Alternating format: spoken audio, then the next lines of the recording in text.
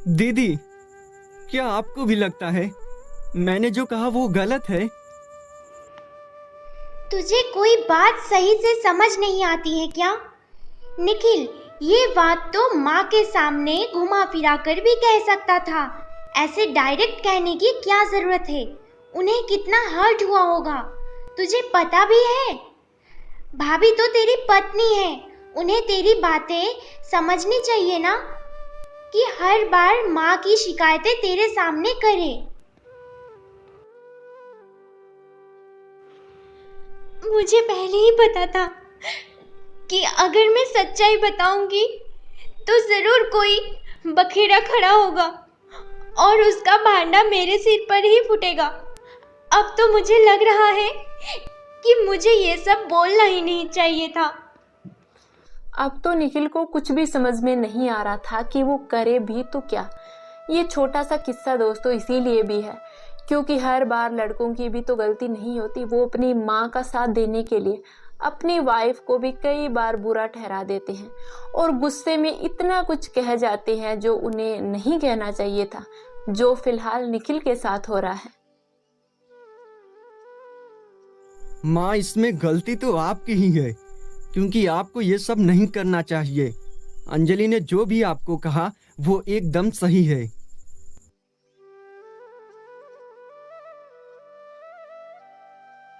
अब माँ बेटी आराम से बेड पर बैठकर निखिल का लाया हुआ बर्गर और आलू टिक्की खा रही थी और निखिल के आते ही वो छुपाने की कोशिश करने लगी, पर तब तक तो निखिल की नजर वहां जा चुकी थी। हाँ, हमने सोचा ये ठंडा हो रहा है और भाभी तो खाएगी नहीं, इसीलिए हमने ही खा लिया। निखिल उसका कोई जवाब नहीं दिया। उसको एक बात तो अभी तक समझ में आ चुकी थी कि अंजलि बहुत ज्यादा इमोशनल है और उसका फायदा उठा रही है उसकी माँ और बहन। माँ, अंजलि कुछ दिनों के लिए अपने घर पर जाना चाहती है। क्या आपकी परमिशन है वो चली जाए? हाँ हाँ, कुछ दिनों के लिए कलेश मिट जाएगा। मेरी बेटी मेरे पास रहने के लिए आई है और वो चली मायके, पर फिर भी कोई बात नहीं, मैं अपनी बच्ची की देखभाल खुद कर सकती हूँ। उसको कह दे, अपनी पैकिंग कर लेगी और उसको बस मैं बिठा आई हो। पर माँ, वो प्रेग्नेंट है तो उसको दिक्कत हो जाएगी। अभी मेरी बेटी भी तो आई थी ऑटो से, उसको तो कुछ नहीं हुआ। माँ, आप हर बार अंजलि से कंपेयर क्यों करती हो दीदी को? दीदी को अभी 1 महीने हुआ है, उनको देखकर कोई कह नहीं सकता प्रेग्नेंट है। पर अंजलि का तो पता चल रहा है ना। और दीदी तो यहीं 2 सेक्टर छोड़कर रहती हैं, तो उनको क्या ही दिक्कत होगी। और हाँ, आप खाना खा लेना, मैं वहां से सीधे ऑफिस चला जाऊंगा। अब तो मंजरी जी और आंचल ने अंजलि की बुराई करना शुरू कर दी और उधर तुम चलो कुछ दिन अपने घर रह आना, कुछ मन भी बदल जाएगा तुम्हारा और हंसी खुशी वापस आना। ये ऐसे वाली अंजलि तो मुझे भी अच्छी नहीं लगती। मैं कोशिश करूंगी निखिल जी।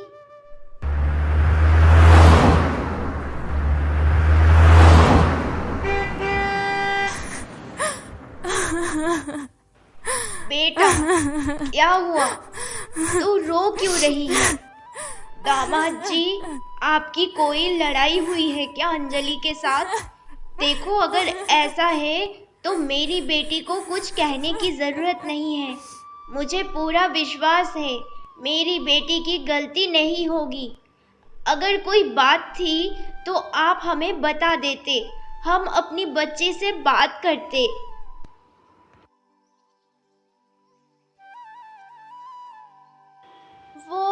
वो मम्मी, आपको देखे हुए 6 महीने हो गए थे ना, तो आपको देखकर रोना आ गया। बाकी निखिल जी तो मुझे बिल्कुल उदास नहीं करते। वो कहते हैं ना, जब हमें किसी को खुश देखने की आदत होती है तो हम उसे कभी भी उदास नहीं देख सकते। तो यही था दोस्तों अंजलि का संभाव। दामाद जी, बाहर क्यों खड़े हैं? अंदर आइए, आपका ही घर है। ऐसे बाहर खड़े रहना आपको शोभा नहीं देता। अरे नहीं मम्मी जी, आज नहीं फिर कभी। आज मैंने हाफ डे की छुट्टी ली थी। बस अंजलि को अकेले भेजना सही नहीं लगा, तो मैं छोड़ने आ गया। अभी आधे घंटे में मेरी ड्यूटी शुरू होने वाली है। अगर नहीं पहुंचा तो पूरे दिन की छुट्टी लेनी पड़ेगी। अरे दामाद जी, कैसी बातें कर रहे हैं आप? क्या आज हमारे लिए समय नहीं निकाल सकते? कितने दिनों बाद तो आप आए हैं। आप हर रोज तो जाते हैं ऑफिस। निखिल जी, कल ओवर टाइम कर लेना, या फिर आप एक दिन की छुट्टी ले लोगे तो आपकी सैलरी नहीं कटेगी। वैसे भी संडे के अलावा आपको 3 छुट्टी मिलती है। बेटा, अब तो हेड ऑफिस के इंस्ट्रक्शन आ चुके हैं। अब तो आपको आना होगा। बेटा, मैं चाय बना कर लाती हूँ।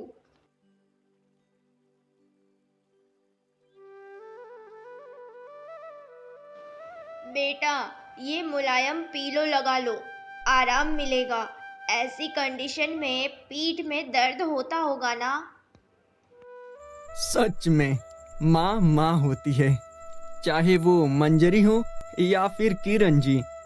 दोनों को ही अपनी बेटियों की चिंता है। सच में मैं बहुत लकी हूँ। अंजलि, तुम मेरी जिंदगी में आई। बेटा, तुम दोनों बातें करो, तब तक मैं आती हूँ।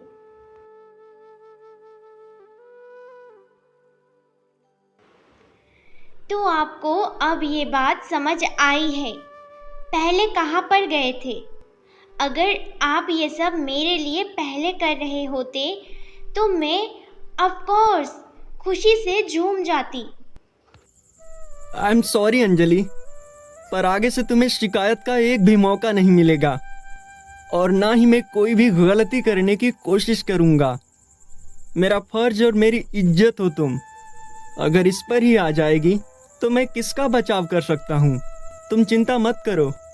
पास्ट की गलतियों को मैं नहीं सुधार सकता, पर आगे कोई गलती नहीं होगी। अंजलि, अब तो सुधर जाइए, क्योंकि आप मेरी बात समझ रहे हैं। पर निखिल जी, हम माँ को कैसे समझाएंगे? उनको कैसे बताया जाए ये सब? वो सब मेरा काम है। तुम बस अपनी सेहत पर ध्यान दो और हमारे बच्चे पर, क्योंकि मैं तुम्हारी सेहत को लेकर कोई भी खिलवाड़ नहीं कर सकता हूँ। वो सब मेरा काम है, तुम बस चिंता मत करो। जब तुम घर पर वापस आओगी तो तुम्हें सब कुछ सही मिलेगा। ये मेरा वादा है तुमसे और मेरे होने वाले बच्चे से भी। और फिर शाम होने से पहले पहले अंजलि को खूब सारी हिदायतें देकर निखिल तो जा चुका था। अंजलि के चेहरे पर खुशी दमक रही थी। कुछ तो उसके घर आने की खुशी थी, तो कुछ निखिल के प्यार की वजह से।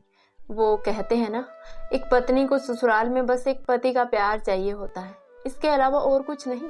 निखिल ने ये प्रॉमिस अंजलि से कर तो दिया था, पर उसे खुद भी मालूम नहीं था कि वो अब इसे पूरा कैसे करेगा अपनी जिद्दी माँ के सामने।